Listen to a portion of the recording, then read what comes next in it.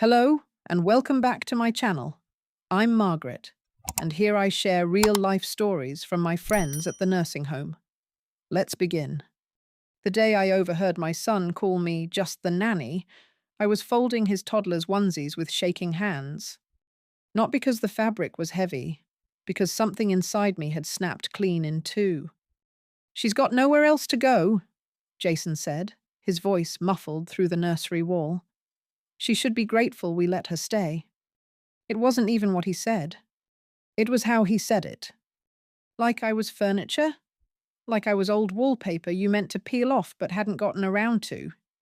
I stood very still. The baby monitor in the laundry basket hummed softly, catching it all. "She helps with the kids, sure," he continued. "But she's not really part of things anymore. Not like us. She doesn't get it." Then laughter. Clara's, sharp and metallic. "She still uses a flip phone. I mean, it's sad." My thumb pressed the warm cotton of my granddaughter's onesie into a neat square as the final crack opened in my chest. I didn't cry.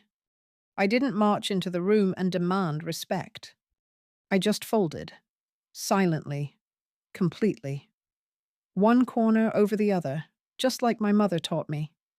That night, I lay awake on the fold-out couch in their finished basement, staring at the ceiling, wondering how a lifetime of sacrifice had turned me into an afterthought.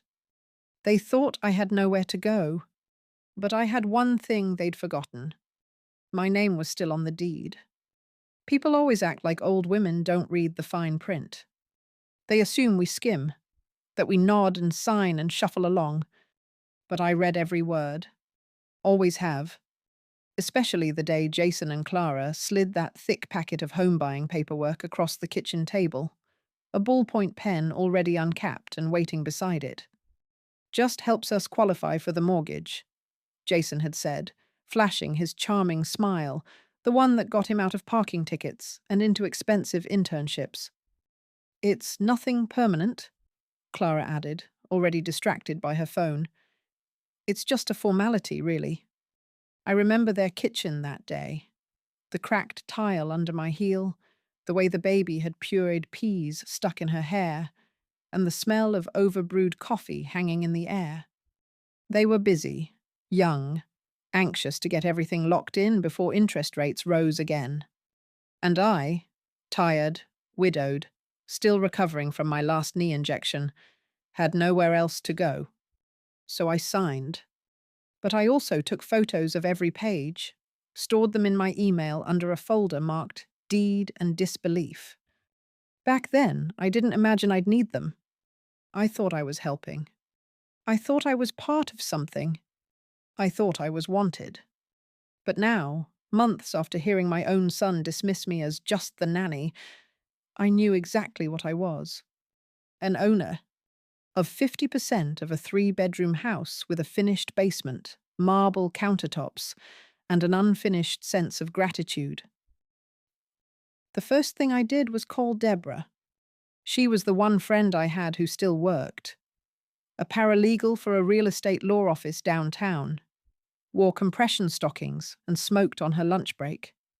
"Deb, it's Evelyn," I said, as I sat on the basement couch, balancing my phone on my knee and a mug of cold chamomile on my lap. "Do you have a minute?" Deborah never needed context. "What happened?" I told her. About the overheard conversation, the mockery, the dismissal. The unspoken expectation that I'd spend my final decades folding onesies and washing Clara's dish towels while being grateful for a roof. She was quiet.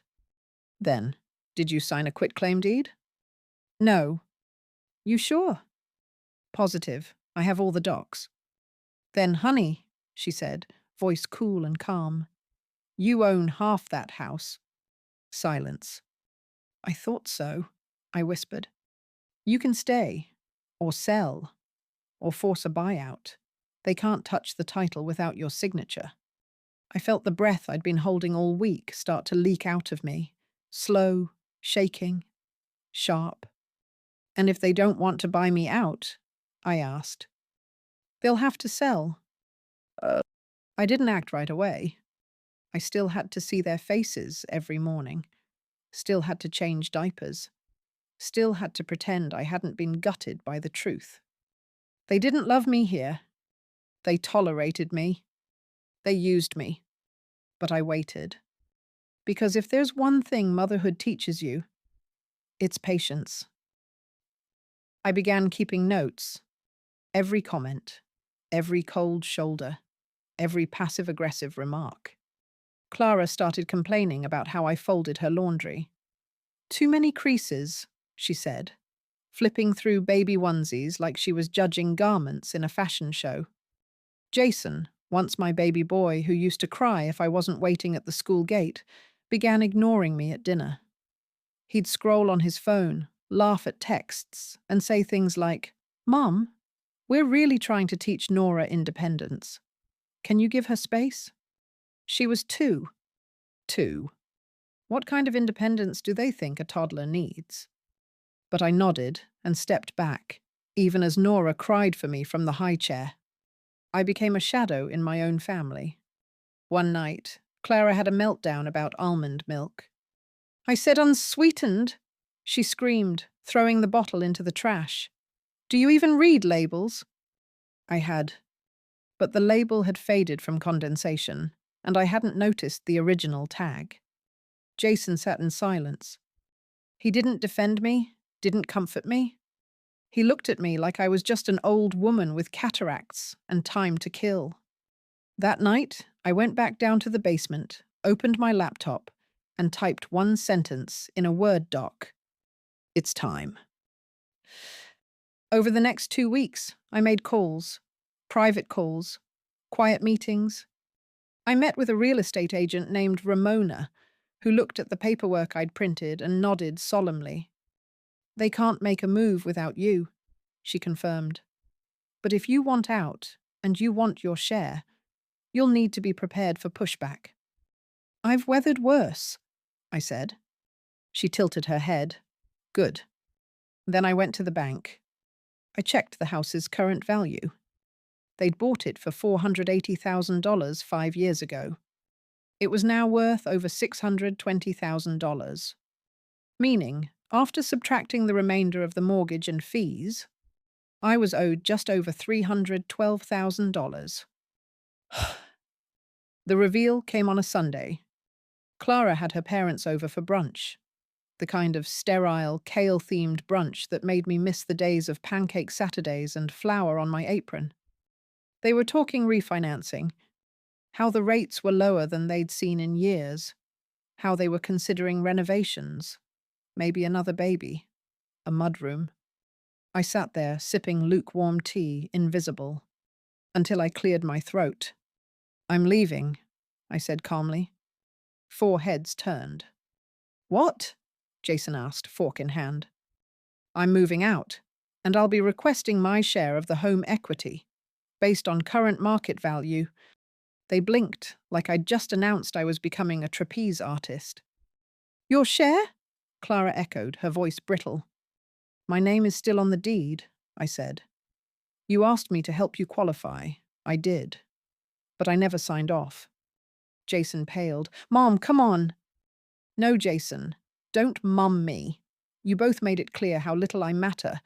But legally, I matter very much."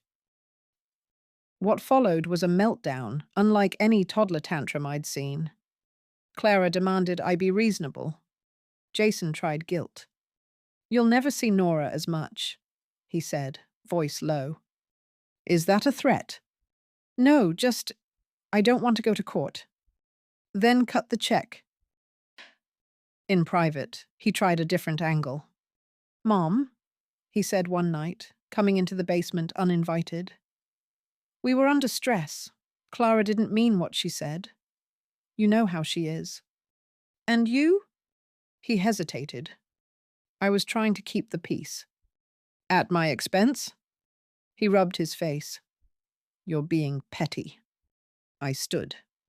"I changed your diapers, fed you with a spoon, slept on couches to afford your tuition.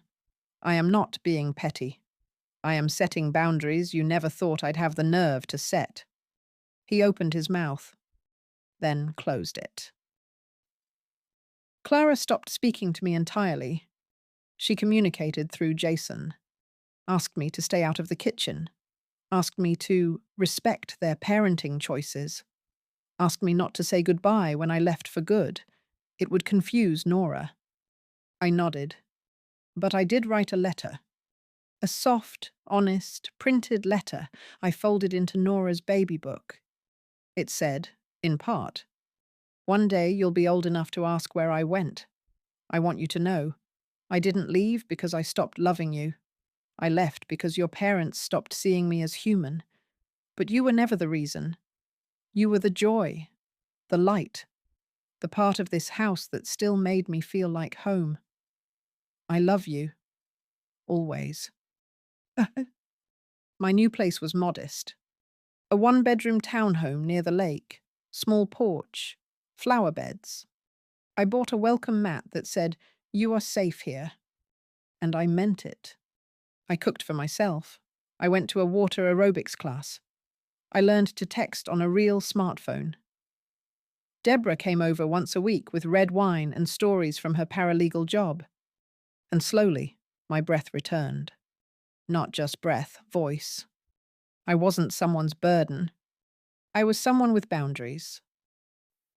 Jason called once.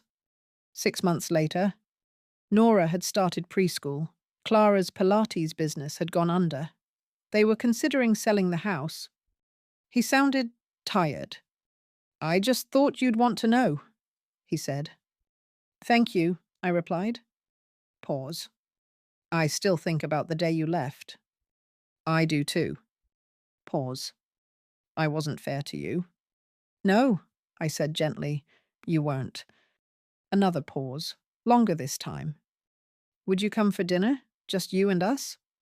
I looked around my warm little home, my pot of soup on the stove, my new slippers on the mat. "Not yet," I said, "but maybe someday." Uh, that night, I reread the deed one last time. Then I folded it into a folder and tucked it behind my insurance papers. Because I didn't need it anymore. The proof wasn't in the paper. The proof was in the porch light I'd turned on by myself, the bills I paid without asking, the dignity I reclaimed in silence, one quiet choice at a time. They thought I was stuck, but I was ready. And now, I was gone. The first time I woke up in my new place without hearing the thump of toddler feet or Clara's blender, I lay still for a long time, listening. No footsteps, no demands, no one to ask if I'd already started the laundry. Just the hum of my own fridge and the creak of a home that breathed with me, not at me. It felt foreign and holy. I got out of bed and made oatmeal, burned it, laughed, ate it anyway.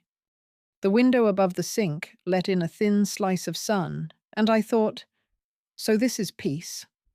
Not fireworks, not freedom marches, just quiet. The next few weeks felt like standing knee-deep in a lake, letting the cold settle around your bones before it starts to feel like part of you. I didn't know what to do with time that wasn't filled with childcare, so I filled it slowly. I began walking in the mornings, just a few blocks at first. My knees weren't what they used to be, but they held. I waved at neighbors I didn't know, bought a fern, named her Lillian. The place started to smell like cinnamon and furniture polish. It started to smell like mine. Up! One Thursday, I went to the bank to deposit the last chunk of my equity buyout. Clara had signed the check without a word, sliding it across the kitchen counter like a bill she resented paying. Jason didn't even come downstairs. I'd torn the envelope open at the mailbox, breath caught in my throat. $312,420.07. 7 cents felt petty, perfect. The bank teller, a young woman with chipped nail polish and a soft smile, looked at the amount and whistled. "Vacation plans?" she asked. "No," I said. "Dignity." She blinked. "I like that." "Oh." With some of the money, I did 3 things. Replaced all my underwear. Not sexy, just mine. Software unstained. No one else's laundry mixed in. Bought a new couch. Something long enough to nap on, with fabric that didn't hide other people's crumbs. Hired a financial planner. A woman named Aisha who looked me in the eye, never talked down to me, and helped me set up a future I hadn't dared imagine I still had. You could live comfortably on this for the rest of your life, she said. I smiled. That's the plan. And for the first time in years, I believed it. Jason texted me a few times. Not to apologize. Not really. Just little breadcrumbs. Nora asked about you today. Clara's mom moved out. Too much tension. We're thinking about selling the house. I answered when I wanted to. Not out of obligation, not out of bitterness, but because I was no longer waiting for permission to live my own life. I even texted back a photo of my new armchair once, with the caption, "It reclines, without complaint." He heart reacted. That was enough. I started a routine.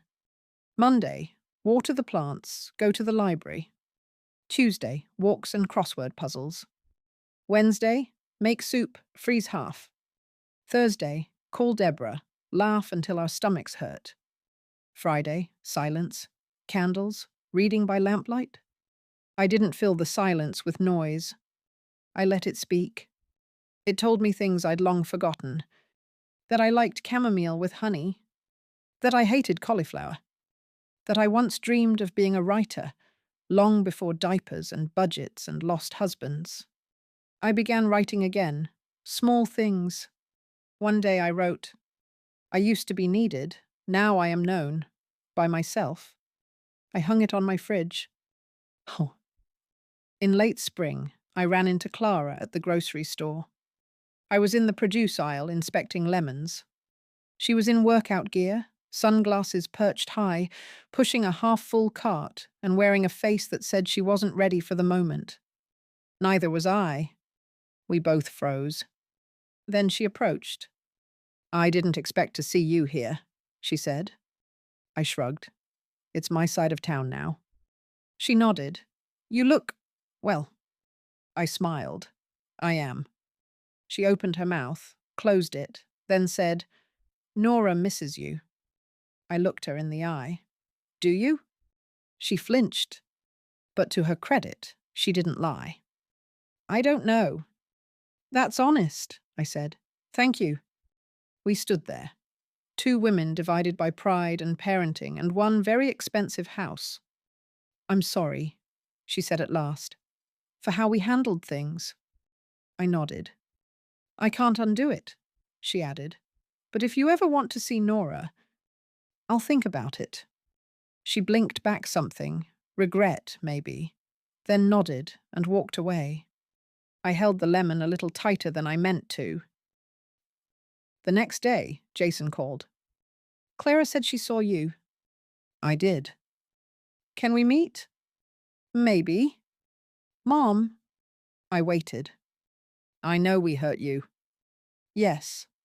"I don't know how to fix it." "You can't." "But I want to try." This time I didn't hang up. We met at a diner off the highway. Not fancy, not nostalgic, just neutral. He was older than I remembered, or maybe just humbled. He stirred his coffee too much. "I was scared," he said. "Of what?" "Of being seen as ungrateful. Of admitting I was leaning on you too much. Of watching you get older and not knowing what to do with that." I sipped my tea. "So you made me disappear?" He looked down. "I thought if I ignored the weight of what you'd done for me, I could carry less guilt." "That's not how weight works." He nodded. We sat in silence for a long time. Then he said, "She's different now." Clara. A little softer, not a lot, but some. "That's good." "We're separating." I raised an eyebrow. "Amicably," he added, "for Nora." I stirred my tea. "She's not the problem." "No," he said, "I am." I didn't rush to comfort him. I let him own that sentence, the same way I'd owned my name on the deed. And in that space, something shifted. Not a repair. A beginning. Huh. I didn't move back in. I didn't start babysitting again. But I agreed to see Nora, on my terms. Once a week, she came to my place after school. We colored, we baked, we watched old cartoons and laughed until applesauce came out her nose. I told her stories, not about Jason or Clara, about myself. About the time I got lost in a library and found a book that changed my life. About the time I danced barefoot in a thunderstorm and felt more alive than ever. About the time I walked away from people who didn't see me and learned how to see myself. She asked if I was lonely. Sometimes, I said, but never empty. She nodded, as if she understood more than I knew. I wrote a will, left everything, my savings, my words, even my recliner, to Nora. I included a note. When people forget who you are, remember what you've built. And if you ever feel invisible, open the door. There's light out there, and it's for you too. I folded it in lavender paper and tucked it in the back of her favorite book. She'll find it when she's ready. Maybe not today, maybe not for years. But one day, And now? I sit on my porch most evenings, tea in hand, Lillian the fern beside me, the wind brushing my cheeks like a long-lost friend. No applause, no dramatic finale, just me. And that's enough. I used to live in someone else's house. Now I live in myself. The day I stopped waiting to be invited was the day I truly came home to myself. No knocks, no questions, no careful wording. Just silence, the good kind. And the understanding that I didn't need a witness to prove I'd arrived. I'd already walked the miles. I was already here. Huh? Summer passed in soft, honey-coloured weeks. Nora came every Wednesday after school. Jason dropped her off, never staying long, always respectful, always tired in the way only single parents are. He didn't complain. He didn't rush. He never asked for more than I offered. And that was new. One evening in early August, he lingered at the door, holding Nora's backpack in one hand, his tie loose around his neck. "She looks forward to this all week," he said. I smiled. So do I. He shifted his weight. "Do you ever think about coming over for dinner?" "I don't need to be needed anymore, Jason." He looked at me for a long time. "I'm not asking because I need you. I'm asking because I'd like you there." I didn't answer. He didn't push. But 2 weeks later, I said yes. Dinner was quiet. No Clara. She'd moved out in May, now lived in a townhouse with a dog named Juniper and a Pilates mat rolled up in the corner. We were cordial, not close. She sometimes sent photos of Nora, nothing else. Jason made baked salmon and overcooked green beans. Nora set the table with unmatched placemats. I brought apple crisp and a bottle of ginger ale. "Mom," Jason said, halfway through his second helping, "do you think I was a good kid?" I paused. "You were a loved kid," I said gently, "and you still are." He looked down at his plate. "That's different from being good," he said. "Maybe," I said, "but it's a better start." That weekend, I went through my old storage boxes. One of them had my husband's handwriting on the lid. Taxes, 1997. But inside, I found a crumpled envelope with 2 birthday cards from Jason, age 5 and 6, written in crooked letters. "Mommy, I love you more than peanut butter. Mom, you make me not scared at night." I sat on the floor, the old linoleum cool beneath me, and let the ache come gently, like a tide, not a wave. He had loved me once. And somewhere inside him, even through all the fog of adulthood, some part of him still did. And now I was letting him love me again, without cost. That was the difference. The root room, that place in me that once ached to nurture, didn't need to reopen, because I'd finally learned something I should have known long ago. You don't have to give everything away to prove you're still alive. You don't have to stay in houses where people stop looking at you. You don't have to shrink just because others forget to say thank you. You can leave. You can begin again. Even at 65. Especially at 65. On my birthday, I didn't throw a party. I bought myself a peach pie and ate it barefoot on the patio.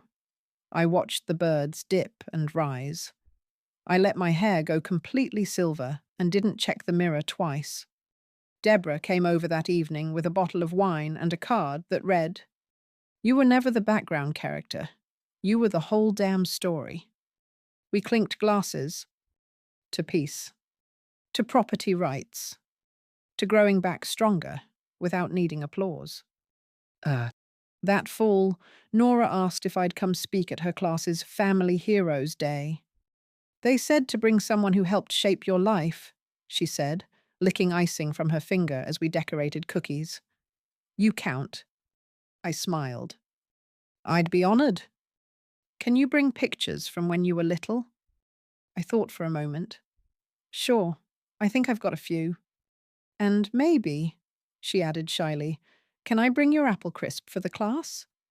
I laughed. "We'll make a tray together." That morning, I wore a soft navy sweater, silver earrings, and a pair of low boots I'd splurged on last winter. I curled my hair, dabbed on lipstick. Not for vanity. For joy. For Nora. The classroom was noisy, chaotic. Nora held my hand tight. She introduced me as her grandma, who used to be a teacher and now writes cool stuff. I read a short story I'd written about a girl who lived in a garden she didn't know she owned, and how she finally found the key. The kids clapped politely, but Nora beamed.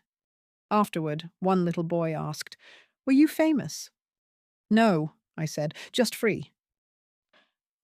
Driving home, I passed Jason's old neighborhood. The house I helped buy, the one they once said I should be grateful to live in, was for sale again. The siding looked tired, the shutters loose. The tree Jason planted in the front yard was taller now, but crooked. I didn't feel pain, just distance. It had been a chapter, not a prison. That night, Jason called.